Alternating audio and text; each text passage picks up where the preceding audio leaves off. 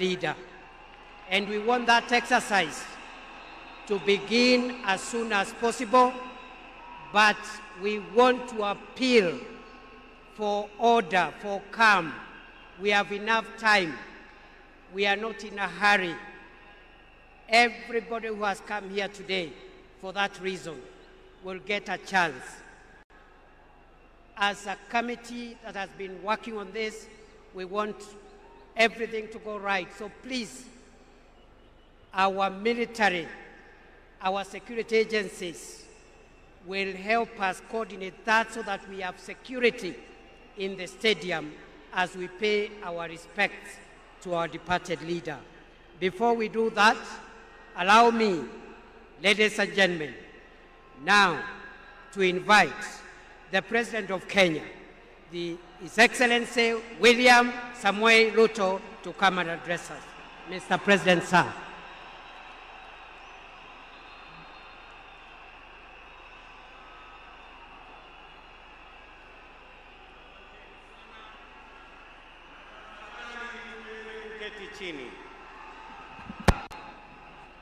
Fellow citizens, friends of Kenya from across the world, distinguished guests, ladies and gentlemen, every once in a generation, there comes a leader whose impact transcends their moment, whose courage inspires change, and whose vision shapes destinies.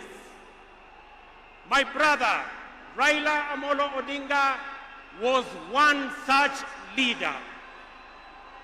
Across space and time, there are few exceptional persons who, when summoned by the call of history, rise to meet the challenges and opportunities of their time with indomitable vigor, with absolute conviction, and with unwavering valor. The Right Honorable RAILA Amolo Odinga, Ward Mary, Ward Nyar Alego, Agwambo, Tinga, Jacom, Enigma, Ward Ping, Baba, the man in whose honor we gather here today, belongs to that rare, irrepressible breed of human beings. My dear brother RAILA Amolo Odinga, as we bid you farewell, we do so with the deepest gratitude as a nation and as a people. We grieve your loss. We celebrate your 80 years of presence and also salute you for the great statesman and patriot that you were. To Mama Ida and your children, Rosemary, RAILA Jr., and Winnie, as well as the larger Odinga family, led by our elder brother, Senator Dr. Oburu Odinga, please accept the nation's most heartfelt condolences on this immense loss. Kenya stands with you in this moment of sorrow. We share in your inexpressible grief, but we also share in your pride for your husband, your father, your brother, and your kin, who belonged not only to you, but also to us. Thank you for sharing him so generously with us as families and as a nation. Amolo may no longer walk with us, but his spirit lives within every Kenyan and every African. Such was the depth of his influence and impact that even in his absence, his presence endures. Fellow citizens, we gather here today not just to mourn the passing on of Baba, but celebrate his purpose, his vision, and his ideals. He walked among us as a man, but he also charged among us as a movement for change, a movement for justice, and a movement for inclusivity, and a movement for a greater and better Kenya. Allow me, fellow citizens, at this solemn moment, to also speak as an ordinary Kenyan, a father, a brother, and a fellow traveler in the journey of our nation's history. I have come a very long way with Baba. When I stood by him with the other Pentagon members at a defining moment in his and our nation's history, I neither knew that one day we would find ourselves on opposite sides, nor could I have imagined that years later he would stand by me, this time to steady the nation and to help anchor my leadership, culminating in the birth of the broad-based government. To you, Baba, I owe you, and I am truly and eternally grateful that our paths crossed and that we shared this journey together. We have been both collaborators and competitors, friends and rivals, but always patriotic Kenyans, united by a dream greater than ourselves, a dream bigger than any partisan divide, a dream of a united motherland called Kenya. As I have reflected on RAILA's legacy following his passing, I have entertained no doubt in my mind that history will judge him fairly and kindly, because whenever the nation needed him to rise above self, he always did unreservedly. Whenever Kenya needed reason, he became the voice of reason courageously.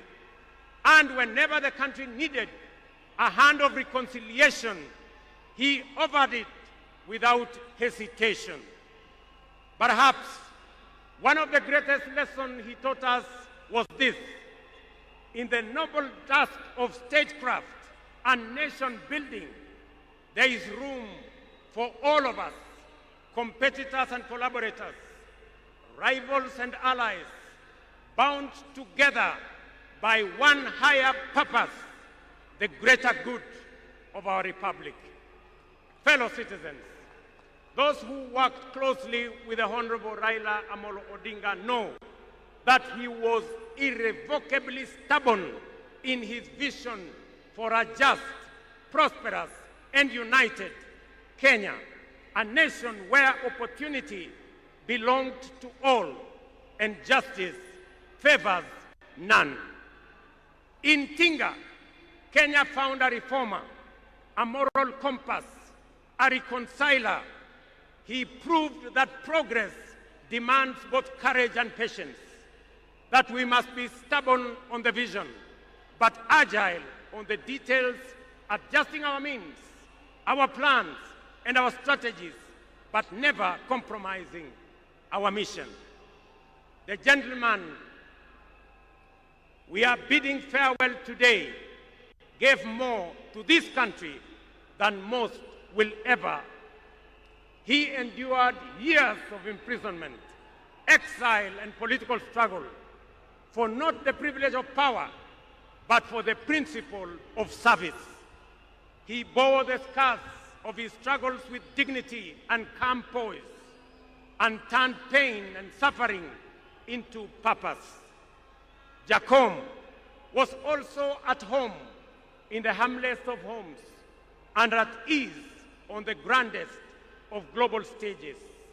His heart belonged to the people. He shared in their pain, rejoiced in their victories, and never lost faith in the people's goodness. Fellow monarchs, one of the Honorable Raila Odinga's favorite songs was Jamaica, Farewell by Harry Belafonte, a melody of longing and gentle sorrow.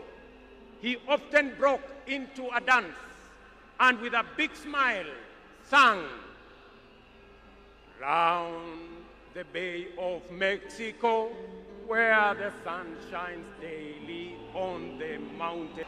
Thank you very much. Today, those words ring with profound meaning, significance, and impact. Our elder statesman, the Honorable RAILA, is sailing on a ship, not to Jamaica, but to home beyond. He will not be back with us for many a day. He leaves behind many little girls and boys, not in Kingstown, but here in Nairobi, in Kisumu, in Mandera, in Vihiga, in Mombasa, in Kakamega, in Wajir, and in every village and valley across our land. Baba has finished his race. He has kept the faith.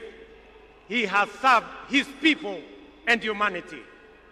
It is our solemn prayer to the Almighty God that the soil of the land which Honorable RAILA so tirelessly served shall embrace him with grace, that the nation he sacrificed for shall eternally cherish his memory, and that the people for whom he fought for shall carry his dream forward.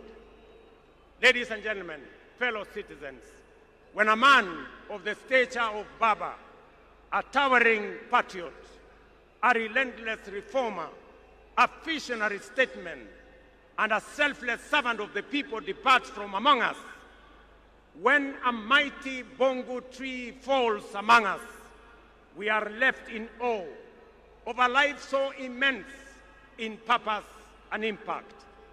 And in that quiet moment of both boundless gratitude and unfathomable grief, we are rightly bound to ask, from where shall another like him rise?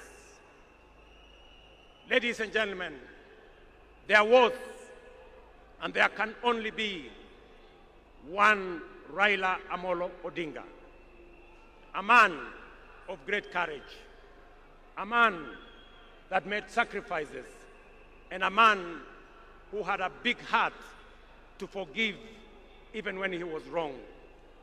May the Almighty God comfort his family, and may the soul of the Right Honorable RAILA Amolo Odinga rest in eternal peace. Asanteni sana, na Mungu atubariki sisi zote, and God bless our great nation. Thank you very much, and I want to thank all the dignitaries who have come to condole with us. Asanteni sana, tutawaona mbele katika safari ya kumpumzisha huyu shujaa kiongozi wetu RAILA Amolo Odinga. Asanteni.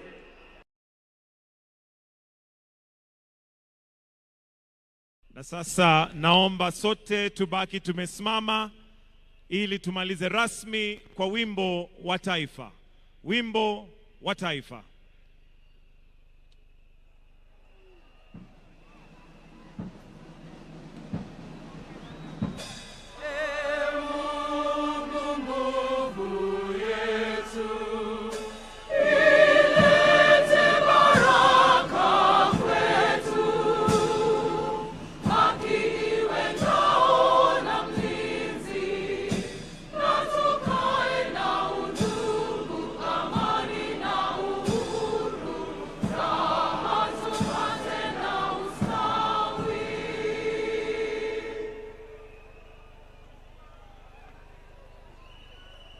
Na kwa sasa naomba tafadhali tuweze kuketi na kutulia ili tuelekezwe vile tutakavyoona mwili. Lakini kwa sasa, for the exit protocol, we'll have His Excellency the President Dr. William Samoei Ruto together with Her Excellency the First Lady to progress and leave.